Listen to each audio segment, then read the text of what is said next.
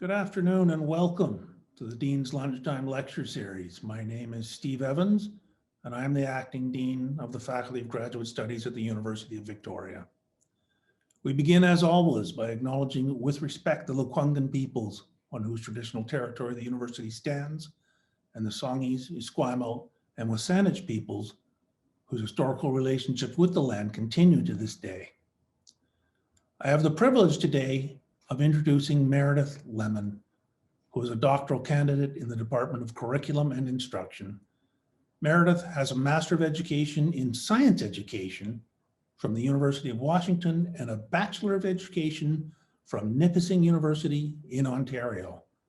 The title of Meredith's talk is What We Say Matters, Getting to the Heart of Socio-ecological Crises. What we say matters, getting to the heart of socio-ecological crises. My name is Meredith Lemon, and I'm grateful you joined me today to listen to this presentation on my PhD research. And before I go any further, I'd like to say haichka to the Lekwungen speaking peoples and the Wasanich peoples upon whom this land has been for time memorial. You have cared for this place, and for that I am grateful. And may this research continue to help preserve cultures and lands in a way that contributes to all of our well-being. So before we get into what we say matters, let's first break down one of these words in the title, which I do believe I've made up. So socio-ecological crises, what are they? They're exactly what they sound like. They are crises that involve both society and ecology. Because as we'll discuss today, and of course you may already be thinking this, they are not actually separate. Increasingly, through 2020 to today, we are noticing more and more of this intersectionality. However, in my earlier studies, these issues like habitat destruction, gender-based violence, the climate collapse, racism, and economic inequalities were often separated out and analyzed in different fields. Racism and multicultural education and sociology and habitat destruction would be the realm of biology. Sociology didn't tend to study habitat destruction, nor did biology inquire into racism. But the approach that I will come from today believes that there's a common root to all of these issues, that they don't need to be, and they shouldn't be looked at through siloed disciplines. So today we'll be discussing why what we say matters. I'm going to take a moment to introduce myself before I dive into what I consider this fascinating topic. Because if we were doing this in person, and oh, how I miss doing things that way, we may have chatted on the way into the library, we may have shared a smile and a hello as I fiddled with the technology, and all of those little interactions let us know who the other person is. So I'll take a moment and introduce a few things about me here to situate our relationship. So as I mentioned, this presentation is about my PhD research. So I'm a PhD candidate in education. I am both a teacher and a teacher educator. And my background, and we'll discuss more of this in just a moment, is in environmental education. Now, the one non-CV thing you might like to know about me is that I'm a curious and possibly even relentless pattern seeker. Once I learn a framework or about a particular lens, I start to see the world in that new way, and it's like a real-life scavenger hunt for me when I get to find examples of these patterns out there in society. So how did all this start? How did this environmental educator get to studying language? Well, we won't go back to the very beginning, but we will go back to the time that I first lived and worked and taught on a sustainable campus. About 15 years ago, I started my Master's of Education here at Islandwood, and it's on Bainbridge Island, just a short ferry ride from Seattle. About 20 other graduate students and myself spent 1 year doing a teaching practicum on this sustainable campus. It was 255 acres, and it was my first immersive experience living and teaching and playing in this place. It was an architectural wonder. It was LEED Gold certified, which stands for Leadership in Engineering and Environmental Design. They had hay bale insulation. The floors were polished concrete and not finished with any carpet or anything. Walls were not painted. They were left raw wood. The doormats into the buildings were made of recycled tires. And all of the buildings faced south. And so you can see a bank of windows in the upper right-hand corner, and that building would be oriented to the south.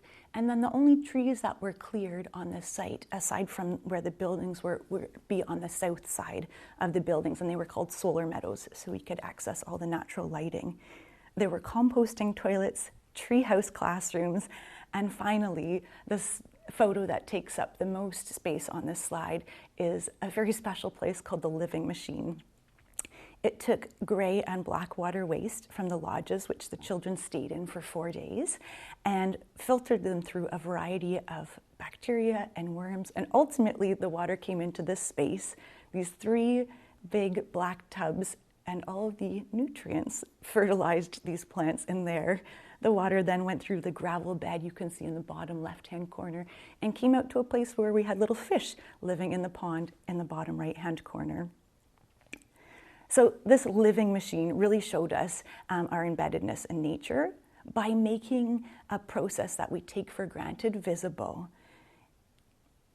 It showed us how our emphasis and our lifestyle with straight lines here in the West, actually we need to start thinking about cycles and circles. And this living machine was such a great example of that. That summer, I had some more of our taken for granted assumptions and privileges challenged while I was working for Odyssey Expeditions. It was a sort of sailing, diving, marine biology camp, which was the ideal place for me at that point in my life. It was another opportunity for more community living. There were about 15 of us on a 44-foot boat for 2 or 3 weeks at a time, and we noticed the different things we needed to stay alive. We had 15 seconds of fresh water each day. And so although we were scuba diving 3 or 4 times a day in and out of the salt water, it wasn't until the end of the day that we had our 15 seconds to shower. And with 12 teenagers chanting at you, you do not take 16 seconds. This is a community shared resources, and you are only allowed what you're allowed.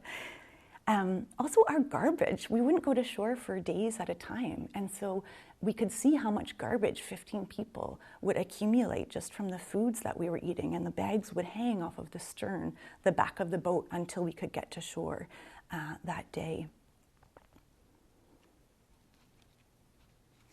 After this, I was back to some urban living.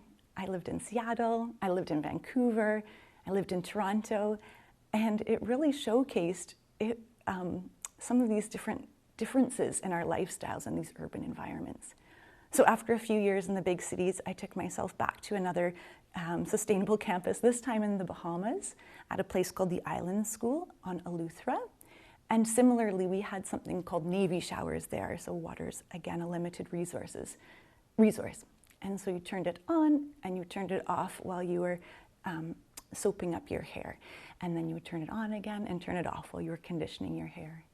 The buildings, again, just like Islandwood, were ecologically designed for the space that they were in. Those curved roofs in the bottom left-hand corner, they're helpful for the hurricane winds. There aren't any shingles to blow off, and they help distribute the wind forces. We had a permaculture garden. We had another circular ecosystem, this time between a fish tank.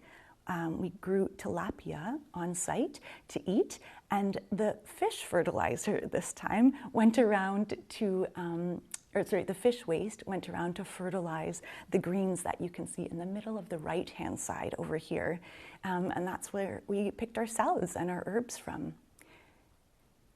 In the bottom right-hand corner, you might be able to see there are some Bahamian children, and they are feeding the food waste from our cafeteria to a pig, which is a little bit towards the right by my head there.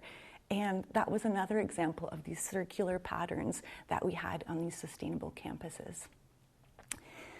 And this is where, I suppose, third time's the charm. This is where I finally started to notice that I was living 2 very different lives. I started to feel like a yo-yo and like I had sort of whiplash. This allowed me to notice the differences between what us environmental educators were saying and doing at these facilities, and then what was possible in our daily lives back in Seattle or Vancouver or Toronto. How we lived on these intentional, sustainable communities and how we lived in Western industrialized culture. This led me to my PhD research and the title, Why What We Say Matters. Because what we say is how we describe our relationship with the rest of nature. Our language influences our thoughts, and it's how we can describe our relationship with the rest of nature. And you might be noticing I'm saying this phrase, and I'm using it intentionally. Although we are one species with a particularly high ecological footprint, we are still just one of millions of species on this planet, and we are reliant upon it. So I consider us part of the rest of nature. So something I noticed when I was back in the urban environments is just how separate our societies appear to be from the rest of nature. Almost like we've really insulated ourselves from the changes out there. And the separation is part of the first root metaphor or organizing framework that I will discuss. Anthropocentrism. You may have heard this word before, and I don't consciously subscribe to an anthropocentric worldview, but I live, and I continue to choose to live, in an anthropocentric culture, which means I'm not always aware of the examples of this belief. Anthropocentrism positions humans as separate from the rest of nature. It's a worldview that has humans at the center, and we other any non-human species. And finally, this is a really important point, it considers humans superior to any non-human animals and really all other beings. And this leads to what Val Plumwood, the late Val Plumwood, calls the illusions of disembeddedness and invincibility. It's as though we do not need the planet around us, and that those of us, especially in Western culture, are insulated from all of the needs, and it makes us think that we're invisible. So I'm going to hopefully engage you in a teacher moment. I can't help it. I'm not really a lecturer, I'm more of a teacher. So I'd like you to pause and look around a space you're in right now. Perhaps there's something around you that you look at and think, where did that thing come from? Or what is it made of? Or how did it get to me? The process of it getting to you has probably been erased. When I was writing this presentation, I looked across to my kitchen and I noticed some secondhand IKEA stools. They're wooden, but I don't know what ecosystem they came from. I don't know what country they came from. I don't know what species of wood those stools are made from. I'm not sure if they came from a mother tree that supplied resources and nutrients to other trees around it. You know, I can't even see the wood. It's painted white. So I often think that it would be a great way for us to reconnect to those things around us that sustain us. Maybe if we, in grocery stores, we had giant screens with real-time views of the farms, of the animals and plants that are grown in. You know, really try to connect us back to what sustains us. So as a teacher, I decided to analyze what the curriculum says. How might this taken for granted belief be embedded into the curriculum? Because of course it's written by people from Western industrialized culture who have been educated in Western industrialized culture very often. So these are some quotes directly from the new BC curriculum, which came out in 2015 and 16. And in kindergarten, we ask children, how can you make objects move? You can imagine some children around a sand table or playing with some cars on wheels, and it seems like there's maybe nothing wrong with that question. But I'd like to share a brief story with you about my time when I worked at the Vancouver Aquarium. We wore bright red shirts, and if you were anywhere near where the dolphins were, random visitors would often yell out at you, sort of to you, but not to you specifically, and just point at the dolphins, yell to us, make them jump. And we would ignore these people and keep walking. But when I looked at the curriculum and saw this idea, how can you make objects move? I thought maybe that idea stays with us. Maybe this dominance over the rest of the items and beings in the environment really stays with us. Another example that I found in the K through 7 curriculum is what I'm analyzing, is this phrase, in your local environment. And so I paused when I read that because I couldn't initially identify anything that was wrong with it. But then I noticed the possessive word, your environment, as though it belongs to me. This is your bedroom, this is your car, this is your classroom. Maybe those things belong to you. And so when we use that word your, it is in the same framework in our mind as a possessive item. So it's 13 times in the grade K through 7 curriculum. And if that's not convincing enough, we also use it right out to the solar system, where we ask grade 6 children, what are the components of our solar system? So it does maybe seem like a little thing, but I do believe these add up. The third example here is in grade 4, when they're talking about machines and devices that transform energy, we have all human-created examples. We have glow sticks and wind-up toys and flashlights, which are all tools and machines, but it's interesting that we don't mention the amazingness of the human body or any other living species that also transforms energy. My fourth example is this utilitarian view of nature. You might have taken a course that taught you about intrinsic and utilitarian values of things. Whether a thing has value into itself is intrinsic value, and a utilitarian value is when we have value, when an item has value because of its use to us. So in grade 1, second year in school, we asked 6-year-olds to learn, this is what we call a big idea, that matter is useful because of its properties. And we asked them, what makes the properties of matter useful? So how can those things be used for us? And then my final example is this sort of funny one to me. It's almost like opposite anthropocentrism, where humans are artificially removed from the topic. And so in grade 4, again, we have this big idea, which is wind, water, and ice change the shape of the land. And that is, again, an absolutely true statement. However, if you have driven up to Costco lately or been by any new housing development, you surely know that wind, water, and ice are not the only things that can change the shape of the land. So sometimes when I'm looking at the curriculum, we're analyzing these taken for granted assumptions in our environment when I'm so used to them, is I have to think what's missing. Because the statement itself is usually true, but what are we putting into focus and what are we removing from focus is the questions I've been asking myself.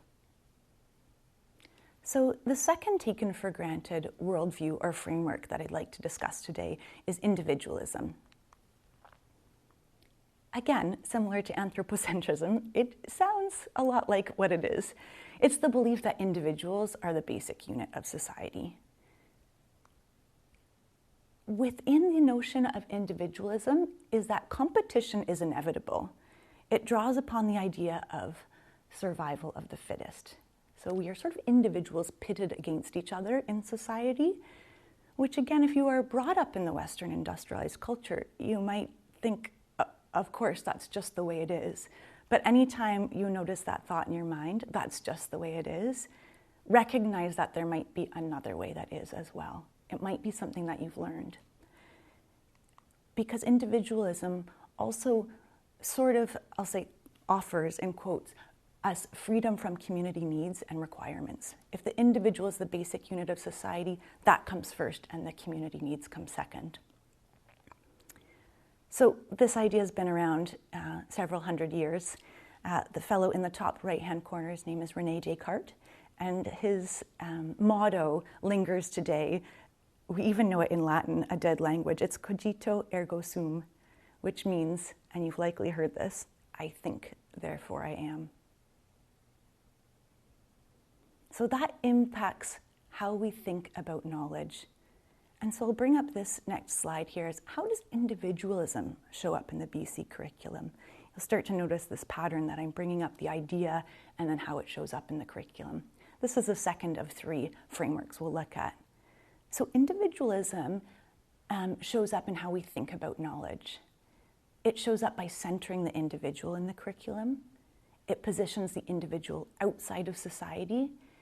And my final one, which is a slight pet peeve, so I'll aim to keep my cool about this one, but individual actions are taught to remedy these global socio-ecological crises. So let's take a look at the words in the curriculum. In grade 1, we ask the little students, what discoveries did you make? And I can just imagine, as a teacher myself, an enthusiastic grade 1 teacher, after setting up some experiment with children, having them on the carpet and asking them enthusiastically, what discoveries did you make? You know, I even get a little bit of goosebumps when I think about that because I'm a science teacher myself. But something about it rubbed me the wrong way when I was analyzing this curriculum. This kind of question or framing removes us from our peers. It removes us from other scientific thinkers. It removes us from the language and cultural traditions that were carried on by those in the past, and even separates students from the teachers who set up the very lesson. It ignores the physical space of the school, the taxpayers who made the school possible, the principal who was there, the principal's parents who raised them.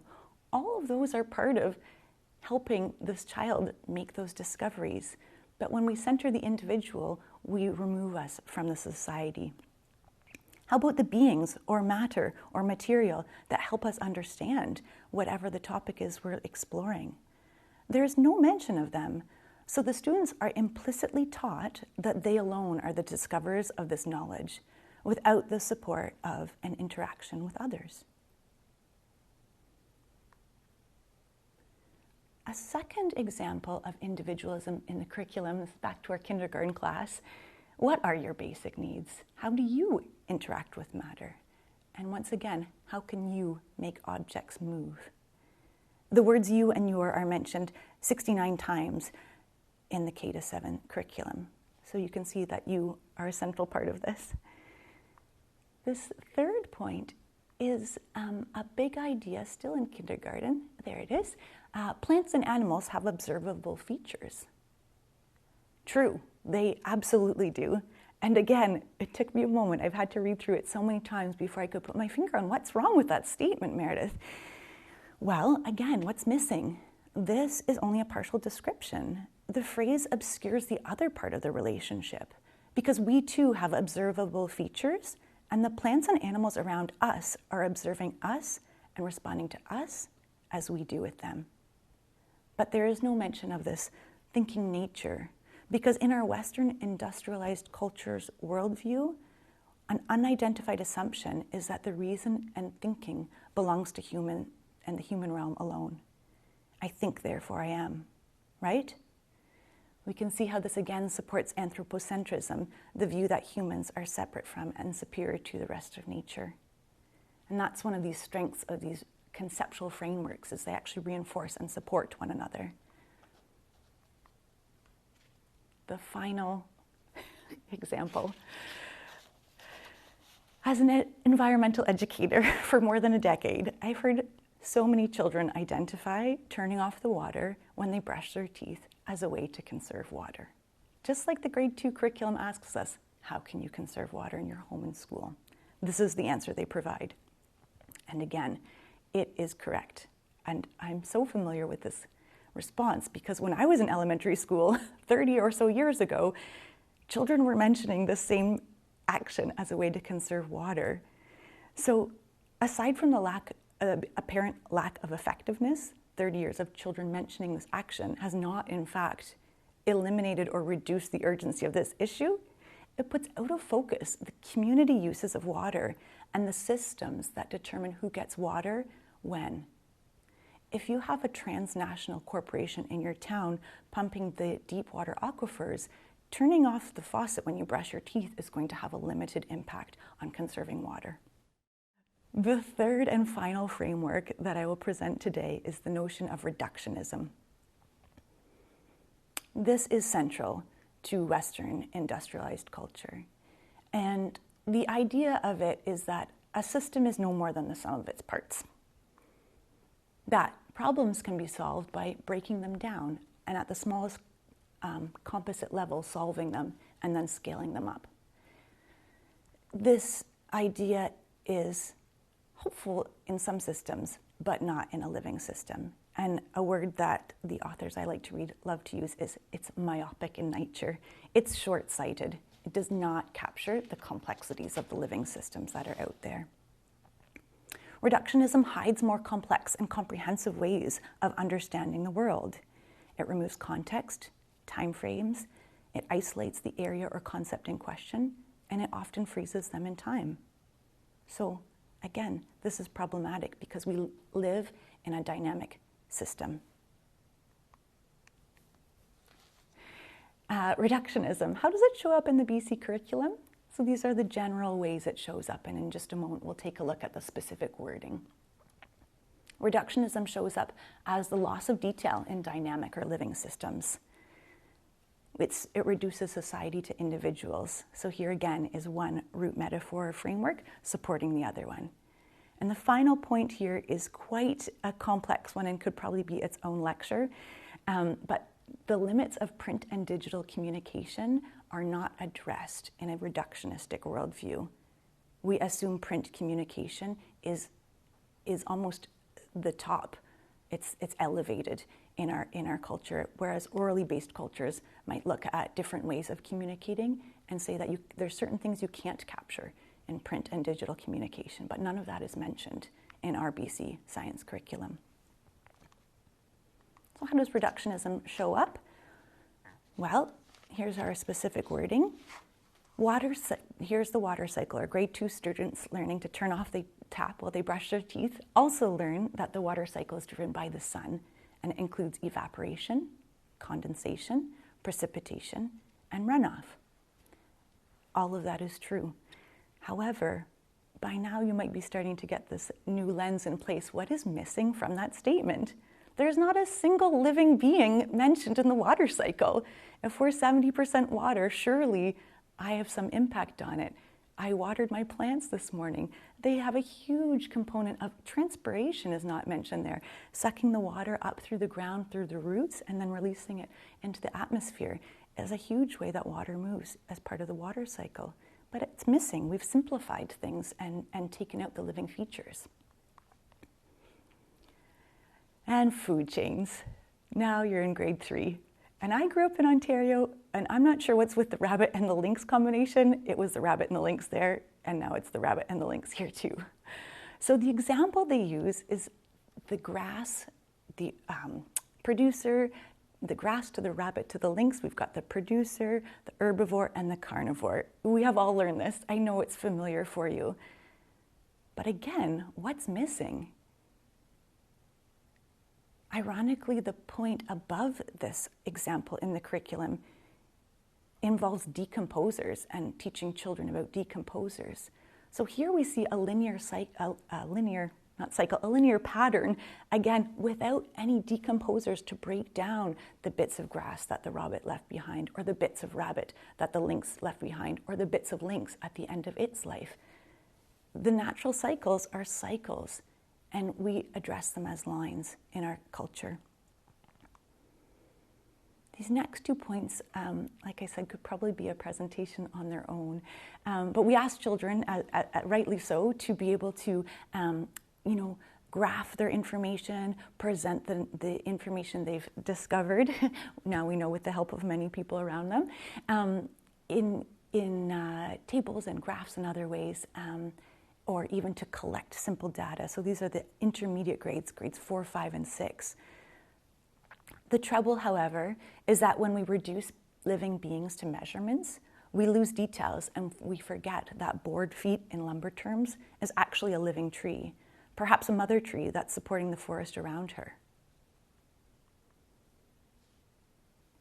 So in the write-up for this presentation, I promised a different framework, one with a bit of hope moving forward, because we can see there's some room for some different ways of looking at the living world around us. And so far, we've been looking at all of this from an eco-justice education framework. 3 components of eco-justice education here come from the authors at the bottom of the page here, and they are to first recognize deep cultural assumptions that are undermining the health of the very ecosystems we rely on.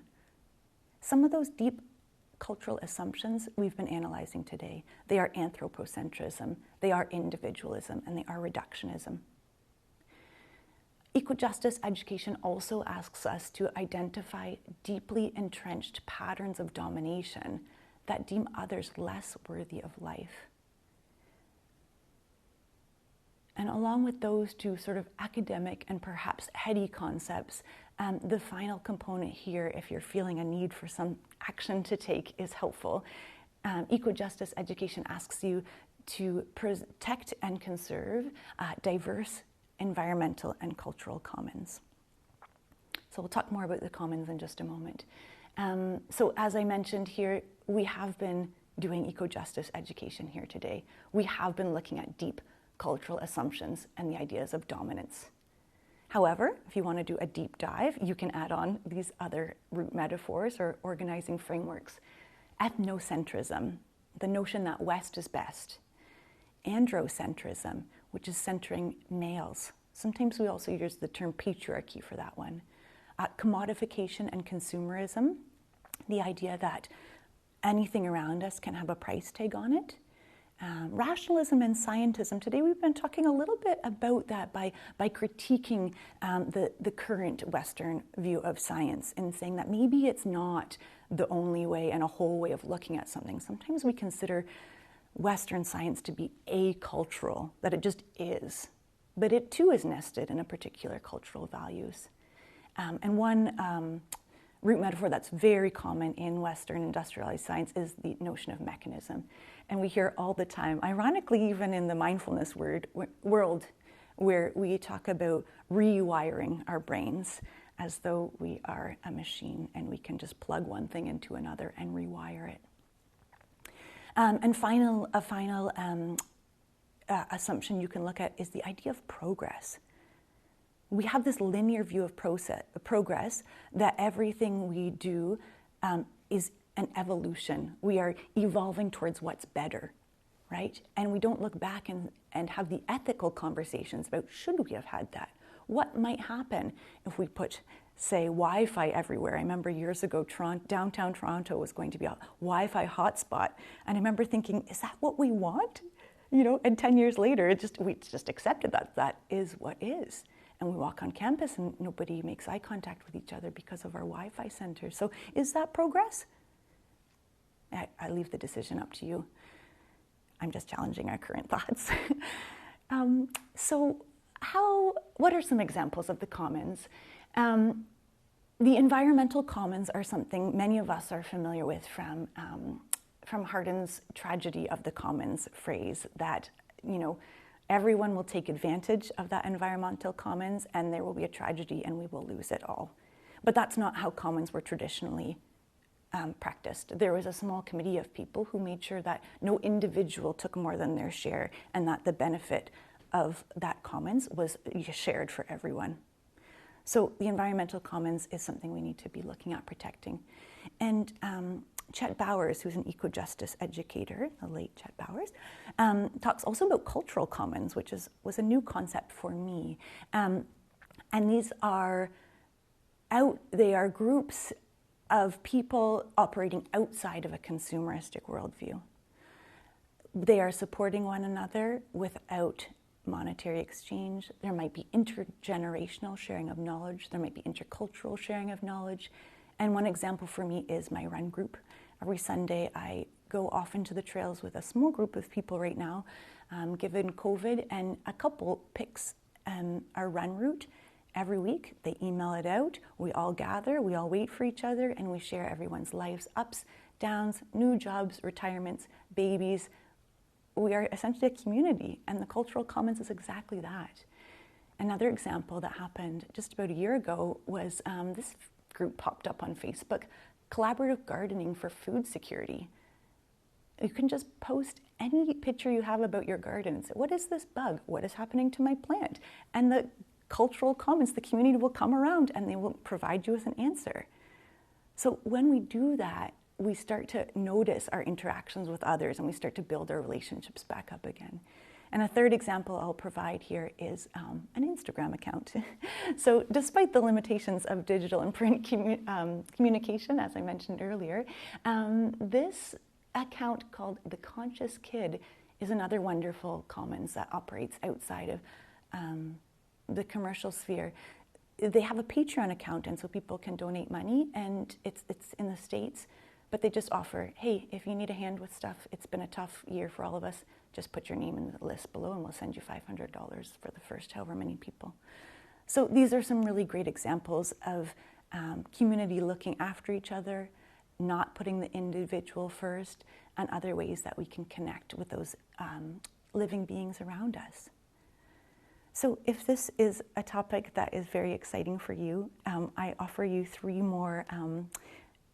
two books and an article here, 3 resources. The first is Eco-Justice Education. It's a whole textbook on it. Very readable, though. The second is, I think, available from the library. It's called The Patterning Instinct, and that talks a lot about these root metaphors and our relationship with the planet and each other.